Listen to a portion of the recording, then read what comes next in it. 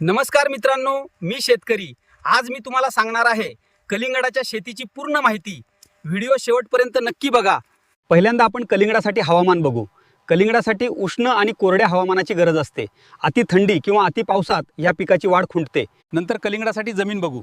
जमीन पाण्याचा उत्तम निचरा होणारी मध्यम ते भारी जमीन असलेली जमीन योग्य असते। नदीकाठची आळूची जमीनही या पिकासाठी उत्तम असते। आता आपण लागवड प्रक्रिया बघूया। लागवड प्रक्रिया हंगाम उन्हाळी पिकासाठी डिसेंबर ते जानेवारी हा कालावधी उत्तम आहे। जमीन खोलवर नांगरून कुळवाच्या पाळ्या द्या। एकरी 3 टन कुजलेले शेणखत मिसळा। नंतर गादीवाफा 5 ते 6 फूट अंतरावर गादीवाफे तयार करावेत। त्यावर मल्चिंग पेपर 25-30 मायक्रॉन अंतरावा, ज्यामुळे ओलावा टिकून राहतो आणि तण नियंत्रण होते।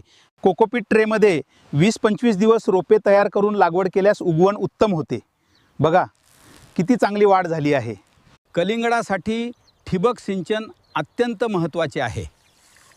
आता मी तुम्हाला खत व्यवस्थापन सांगणार आहे। कलिंगडाला लागवडीच्या वेळी 10, 26, 26 आणि युरिया द्यावा। 18व्या दिवशी 19-19-19 आणि मॅग्नेशियम सल्फेट। 35व्या दिवशी 12-61-61 आणि 13-40-13। तुमच्या जर कलिंगडावर रोग आलेला असेल तर ही फवारणी करा। रोगासाठी ट्रायकोडर्मा आणि बुरशीनाशकांची फवारणी करावी। आणि कलिंगडावर किडे बसले असेल तर यासाठी इमिडाक्लोप्रिडची फवारणी करावी। असेच व्हिडिओ पाहण्यासाठी व्हिडिओला लाईक सबस्क्राईब करा।